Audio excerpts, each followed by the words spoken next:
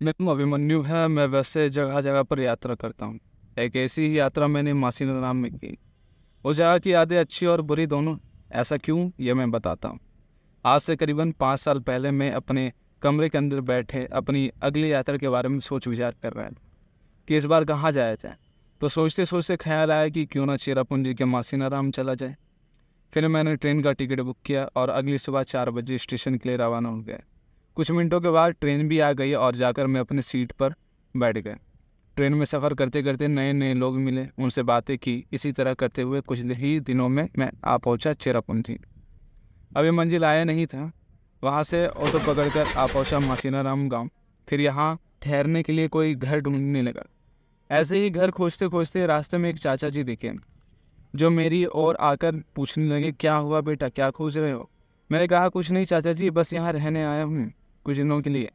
मैं दरअसल एक यात्री हूँ, जगह जगह पर घूमता और वहाँ की कुछ जानकारियों को प्राप्त करता हूँ चाचा जी। ओ, तो तुम्हें कुछ दिनों के लिए एक घर चाहिए? हाँ, अगर घर मिल जाए तो और भी सही होगा। ठीक है, तो तुम मेरे साथ चलो। मेरी नज़र में एक घर है जिसमें तुम रह सकते हो। ठीक है, तो चाचा जी ले चलिए। फिर ज़रूर। फिर मैं उनके साथ साथ चलता गया। वो मुझे गांव से हल्का दूर एक बड़े से घर के दरवाजे के पास लाकर खड़ा करके बोले कि लो बेटा, आ गया तुम्हारे घर। जितने दिन रहना है रह सकते हो।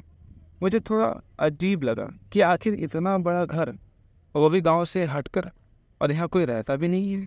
ऐसा क्या हुआ बेटा, किस सोच में हो? झट से मैं अपने ख्याल से बाहर आया। कुछ नहीं चाचा जी। अच्छा ठीक है, अब तुम जाओ और आराम करो। जी ठीक है चाचा, आपका एहसान रहेगा मेरे ऊपर। कोई ना बेटा, ये मेरा फर्ज था। अरे इतनी देर हो गई ये मिले हमें, तुम्हारा नाम नहीं पता मुझे। क्या नाम है तुम्हारा? जी मेरा नाम अभिमन्यु है। अच्छा नाम है, तो मैं चलता हूँ अभिमन्यु बेटा। जी ठीक है चाचा। फिर वो चले गए और मैं इस घर के मेन गेट के पास पहुंचा। मुझे बड़ा अजीब लगा कि उस गेट पर कोई ताला नहीं। मैंने फिर दरवाजे को खोला और उस घर के अंदर कदम रखा। कदम रखते ही एक अजीब सा एहसास हुआ। मैंने गौर से घर की तलाशी ली और देखा, यह घर पूरी तरह से साफ सुथरा और साजो सजावट की चीज़ों से सजा हुआ था। घर के पीछे एक छोटा सा बगीचा था जिसमें तरह तरह के फूल लगे हुए थे। ठीक सामने एक पीपल का पेड़ भी था जो मेरा ध्यान अपनी ओर आकर्षित कर रहा था। अब सुबह से शाम हो गई थी। आसपास का वातावरण बड़ा ही मनमोहक हो रहा था। ठंडी हवा, धीमी धीमी बारिश होना शुरू हो गई थी। मैं सोचा कि कुछ चाय कॉफ़ी का इंतजाम किया जाए। फिर घर के अंदर किचन खोजने लगा। कुछ ही देर में किचन और उसमें रखी सामानों का मैंने मुआयना किया। देखा कि चूल्हा तो था पर कुछ कुछ सामान नहीं था। मेरा मन उदास हो गया कि इस मौसम में चाय नहीं पी पाऊंगा। तभी दरवाजे की ठक ठक मेरे कानों में पड़ी। किचन से निकलकर दरवाजे खोलने चला गया। मैंने जैसे ही दरवाजे खोला तो दरवाजे की चौखट पर एक 23 से 24 साल की युवती काली साड़ी पहने खड़ी थी। मैं बस उसे घूरे जा रहा था। नमस्कार, उसने जैसे कहा मैं अपने ख्याल से बाहर निकला। जी नमस्कार, बोली कौन है आप? जी मुझे अरविंद चाचा जी ने भेजा है। ये कौन है? जी जिसने आपको यहाँ भेजा था, उन्हीं का नाम अरविंद है। ओह अच्छा, लेकिन क्यों भेजा है? जी ताकि आपको कोई दिक्कत ना हो। मैं खाने पीने का सामान भी ले आई। मैंने देखा कि उसके दाएं हाथ में एक झोला था जिसमें कुछ चीज़ रखी हुई थी। अच्छा ठीक है, आप अंदर आइए। वो अंदर आई और कहा, आप बैठकर आराम करिए, मैं आपके लिए चाय बनाकर लाती हूँ। अच्छा ठीक है, आप जाओ।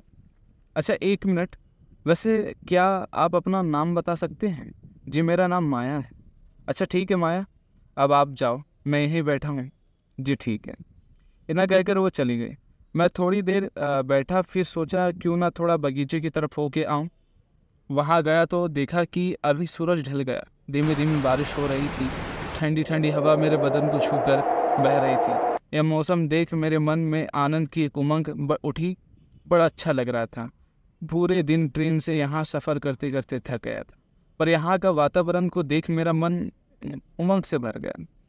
थोड़ी देर में माया एक ट्रे में चाय लेकर बगीचे के पास आई और चाय का कप मुझे थमा दिया और बोली कि ये रही आपकी गर्मा गर्म चाय।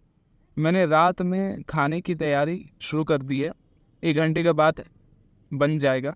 वैसे क्या बना रही हो खाने में? जी चिकन और चावल। मैं सोच में पड़ गया क्योंकि मैं तो ठहरा शाकाहारी, ये मांस मछली खाया नहीं जाता, लेकिन बेचारी ने इतनी मेहनत से बनाया है, जैसे तैसे खा लूँगा। क्या सोच रहे हैं माया बुआई? नहीं कुछ नहीं। अच्छा ठीक है, मैं खाने की तैयारी करती हूँ, आप नहा कर हो आइए। अच्छा ठीक है, आप जाओ, मैं नहा कर आता हूँ।